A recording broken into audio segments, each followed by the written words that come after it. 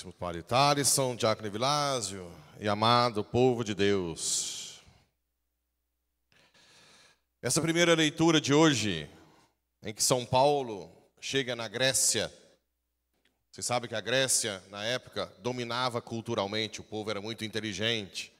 A filosofia grega é famosa, né? Até hoje, é a filosofia mais condizente com a teologia, com a revelação de Deus.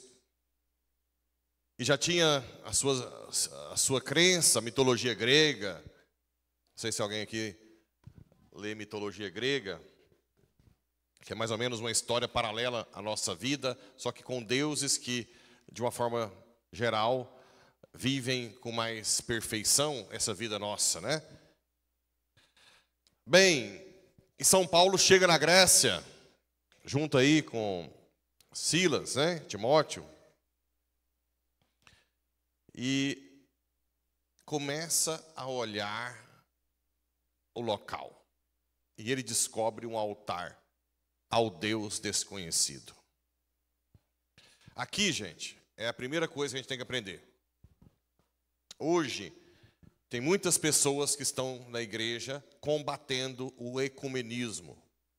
O que é o ecumenismo? Esse diálogo interreligioso.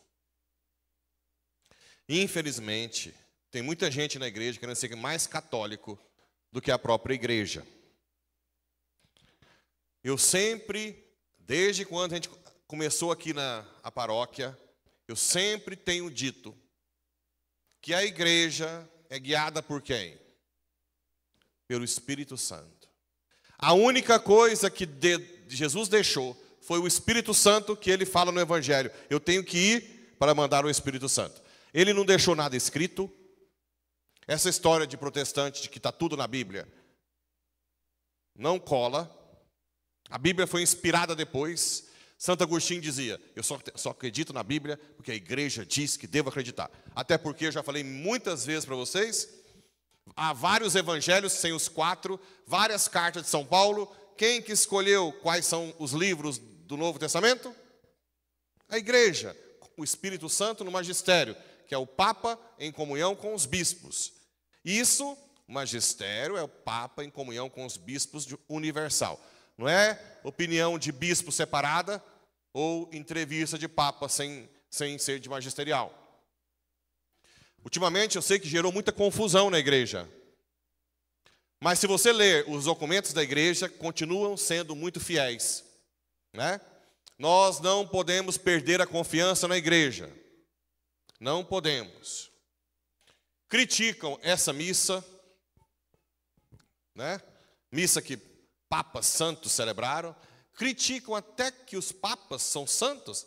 Criticam até João Paulo II, que não foi no magistério verdadeiro. Criticam o ecumenismo. Isso que...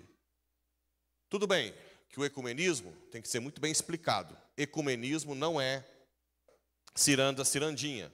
Não é juntar lá e fazer amizade, um churrasquinho com um protestante e com um testemunho de Jeová, comer uma picanha junto e não falar de religião, né? Ecumenismo é um diálogo em busca da verdade plena. Onde está a plenitude da verdade? Igreja Católica.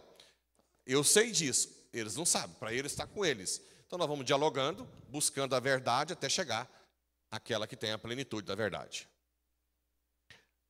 Agora, como é que você começa um diálogo interreligioso? Você pega o que tem em comum. Com o protestante, o que tem em comum? Jesus Cristo, não é? Então a gente começa falando de Jesus.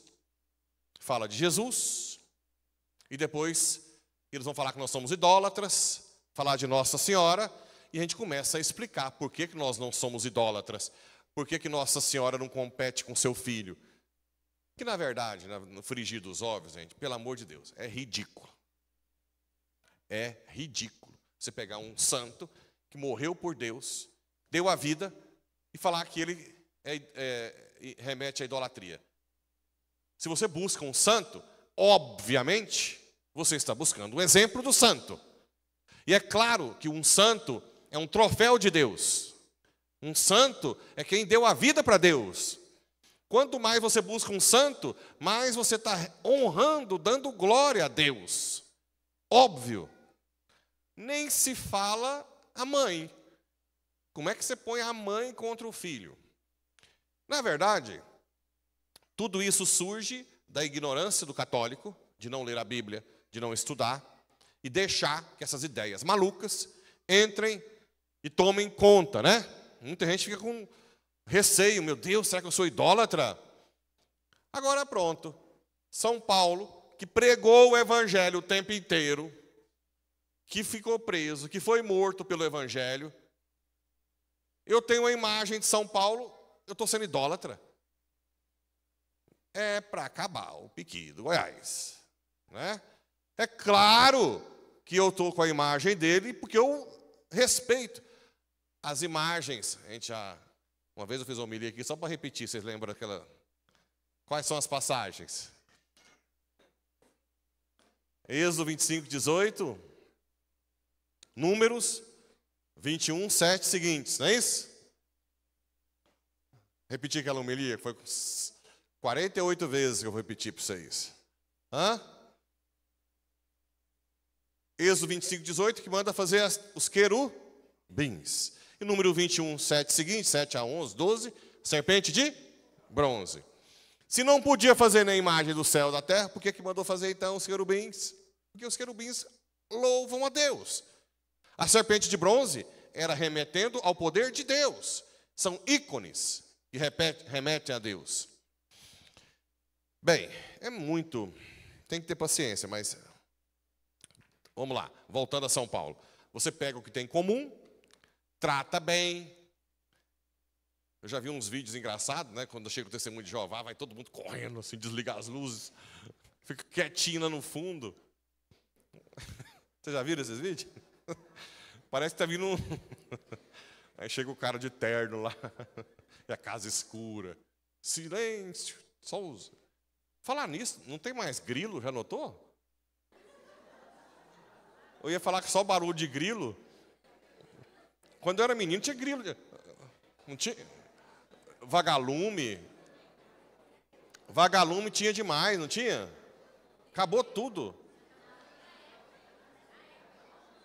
Não, mas o ano, veja, o ano inteiro mais. Vocês vê? Vai acabar o mundo mesmo. Fecha parênteses, né? Você que foi lembrar dessa ideia. Porque eu fui falar que eu só estava piscando o grilo e o vagalume, mas depois eu lembrei que não está tendo mais. Ou seja, fica tudo escuro, né? Não, vocês aqui da Paulo VI, que são bem informados, vocês vão ficar todo mundo na porta esperando o testemunho de Jeová. Vai chamar, pôr um cafezinho, sente, né? Vamos falar um pouco de religião. O que foi, né? Testemunho de Jeová, eles não acreditam nem que Jesus é Deus. Usando aquela passagem de que o Pai é maior que eu. Foi de ontem até, não foi? Ou anteontem? Ontem. O Pai é maior que eu. Eles usam, aí você tem que usar as outras passagens, que fala para Felipe, que eu e o Pai somos um, né? Em várias passagens também. Aí vocês começam a dialogar, vocês têm vários argumentos. E aí, tudo bem, tem que ver se o testemunho de Jeová é humilde para aceitar a verdade. Se não for, vai dar briga, e ele vai embora, mas você pelo menos deu o cafezinho, você fez sua parte caritativa, né? De caridade. Se não, ele vai repensar. Ele vai repensar. Então, São Paulo, olha o que São Paulo faz. Pegou e viu lá, altar ao Deus desconhecido. Então ele diz, com efeito, encontrei também um altar ao Deus desconhecido. Pois bem, esse Deus que vós adorais sem conhecer, é exatamente aquele que vos anuncio. Olha a perspicácia de São Paulo. Ao invés de bater de frente, gente, outra coisa que eu já cansei de falar para vocês. O que é religião? O homem que busca a Deus, não é isso? A busca de Deus pelo homem é desde os primeiros homens. Tanto é que os evolucionistas, não de Darwin, que estudam a evolução, veem que os primeiros seres inteligentes, eles não descobriram, não foi por uso de utensílio, porque tem macaco que quebra o negócio, não tem? Isso não é suficiente. Eles viam a presença de inteligência quando tinham capacidade de fazer cultura. E adivinha qual o sinal mais fidedigno para mostrar a capacidade de fazer cultura?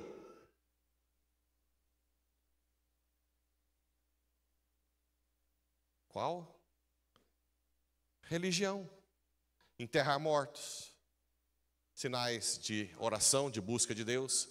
Ou seja, cai por terra a teoria de Marx, e que a religião é uma supraestrutura que não faz parte do ser humano em si, foi inventada pelo homem. Não. Desde os primeiros seres humanos inteligentes, a religião. Por quê? Porque nós temos um desejo infinito de viver feliz para sempre. Sim ou não? E eu sou capaz de realizar esse desejo? Isso gera em mim um desejo de uma busca de um ser superior, para que sacie esse desejo.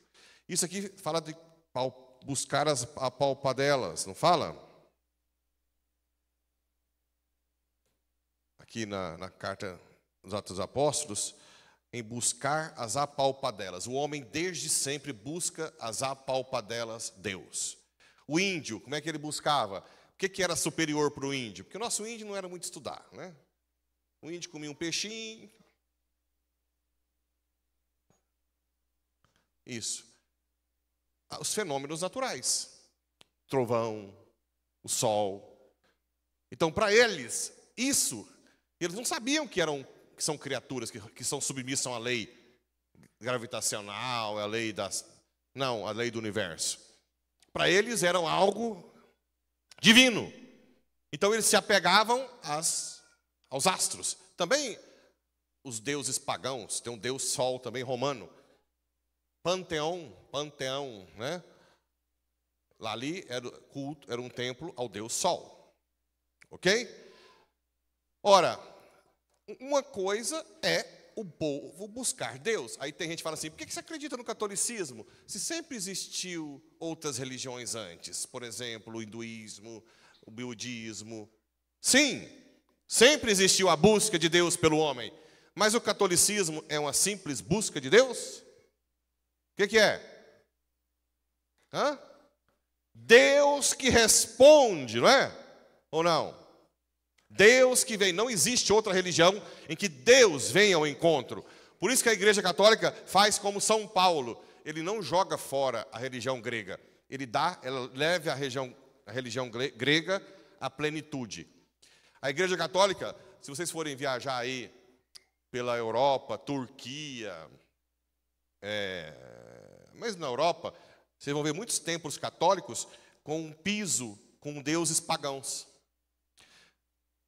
O jardim do Castel Gandolfo, onde o Papa antigamente passava o verão, não sei se esse vai passar o verão lá, tem estátuas de Netuno, de deuses gregos. Porque a Igreja Católica não quer destruir a busca do homem, quer purificar, elevar, até chegar ao Deus verdadeiro, que é justamente o que São Paulo está fazendo. Então vamos lá. Esse Deus que vocês não conhecem, eu vou apresentar. Olha como é que São Paulo faz.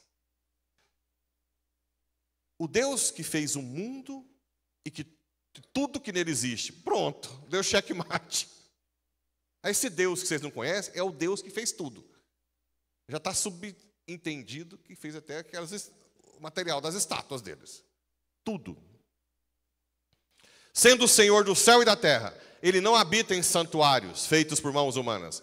Também não é servido por mãos humanas, como se precisasse de alguma coisa. Pois é ele que dá a todos vida, respiração e tudo mais. Ele mantém a existência de tudo. Pronto. Já está fazendo uma abstração com eles fora do comum. Pegou eles lá no chão e já levou para o alto, né? De um só homem, ele fez toda a raça humana, criou o ser humano, para habitar sobre toda a face da terra, tendo fixado os tempos previamente estabelecidos, ele é o Senhor da história. Criou tudo do nada. Ninguém está acima dele. Mantém a sua vida. Guia a história. Viu como é que ele está? É uma coisa assim. Ou a gente tem que ficar com inveja da inteligência dele, ou então tem que pensar que ele está em êxtase. Como é que ele dá conta de fazer esse trem? Sem ter teologia, ele não estudou filosofia, teologia. Pouco tempo atrás estava perseguindo os judeus, os cristãos, e agora com esse nível. Assim fez para que buscassem a Deus e para ver se o descobririam, ainda que as apalpadelas. Aí vem toda a busca de todas as religiões do mundo. Busca Deus as apalpadelas. Por quê? Porque nós não damos conta de ir até Deus. É Deus que tem que vir até nós. Ele não está longe de cada um de nós, pois nele vivemos, nos movemos e existimos. Nós só estamos aqui, porque eu só estou aqui agora, porque Ele permite. Né? Só. Somos da raça do próprio Deus. Sendo, portanto, da raça de Deus, não devemos pensar que a divindade seja semelhante a ouro, prata ou pedra. Opa, esse Deus se encarnou, se fez semelhante a nós, nos ama. Esse Deus nos ama. É capaz de se humilhar, né? Não é um Deus longe como arquiteto do universo. O arquiteto do universo foi criado no iluminismo. É um Deus que cria e depois vaza no Braquiara. Deixa o homem sem qualquer tipo de revelação, sem providência. Isso chama deísmo, um Deus vago. Certo? Que depois nega os dogmas da igreja, mas depois enche de dogmas em humano. Não é assim as incoerências? Fala a verdade. Quem nega as leis de Deus, cria suas próprias leis. A palavra democracia hoje nem se fala, né? Quem mais fala de democracia são os mais ditadores da face da terra. Não é assim? Democracia. Tenho até medo dessa palavra, né? Democracia. As hipocrisias da vida, né? Mas Deus, sem levar em conta os tempos da ignorância, agora anuncia aos homens que todos e em todo lugar se arrependam. Que se arrependam. E se estabeleceu um dia que irá julgar o mundo com justiça. Ponto. Esse Senhor que guia a história quer que você se arrepende e vai te julgar no final. Pronto. Ele pegou o tabuleiro de xadrez, pegou o peão, segurou o rei aqui, a rainha matando o rei, o outro, o cavalo já pegando o rei. Pegou cada fala dele, acabou com todos os deuses gregos. Amando, dialogando. Isso se chama ecumenismo de verdade, inclusivista. E depois disse que ia ressuscitar dos mortos, aí eles não aceitavam muito a ressurreição dos mortos e foram saindo. Depois a gente ouve. Mas alguns se converteram. Dionísio, Dâmaris. Se um santo se converte, se um de vocês vira santo de verdade, muda o mundo. Não é fracasso.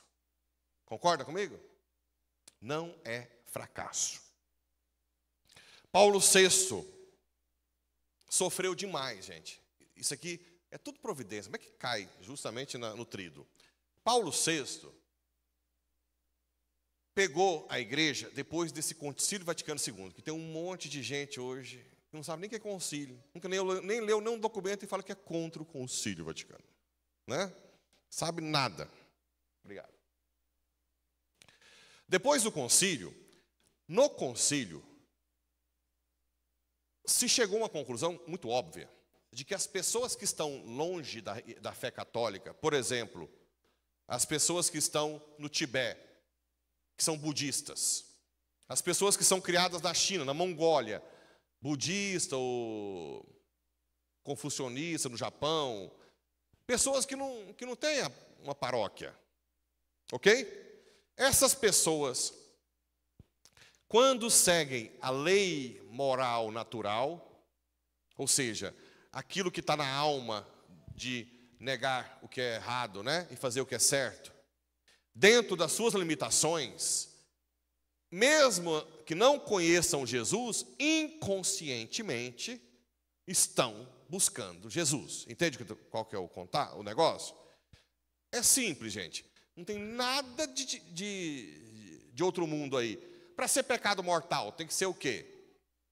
Matéria grave. O que mais? Consciência plena. Senão não é mortal. Eles têm consciência plena? Então não é nada de outro mundo. E a igreja disse que essas pessoas podem ser salvas pela igreja, que é o corpo de Cristo. Entenderam? Sabe o que aconteceu? Os missionários não quiseram mais evangelizar. A Índia disseram, já que eles podem ser salvos, o que eu vou fazer lá? Deixa esse povo lá. Eu não vou lá, deixa o Scott Hahn, que era pastor presbiteriano, quando falou com os primeiros padres que queria virar católico, o que ele ouviu?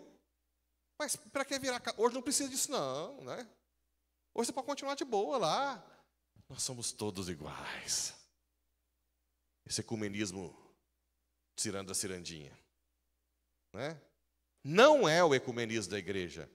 Paulo VI ficou desnorteado. E ele escreveu, isso aqui eu quero que depois vocês tentem ler, uma encíclica para combater essa falta de busca de missão. Chama Evangelii Nuntiandi. O evangelho que se deve anunciar. E sabe o que ele escreve? Ele fala da semente do verbo. Que todo ser humano, nesses lugares distantes, tem uma semente do verbo, porque foram criados por ele. E que toda semente tem o direito de ser nutrida e regada, para crescer. E que se não tiver missionário, ela não vai ser regada e a semente não cresce. Entenderam? Olha que belo. E ele faz é uma encíclica muito famosa. Aliás, Paulo VI só apanhou.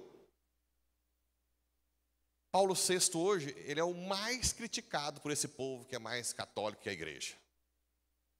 É o mais criticado. E eu tenho uma admiração por esse homem, porque esse homem pegou a barca de Pedro assim, ó. Ok? Ele pegou dando um looping. E todo mundo achando que ia afundar.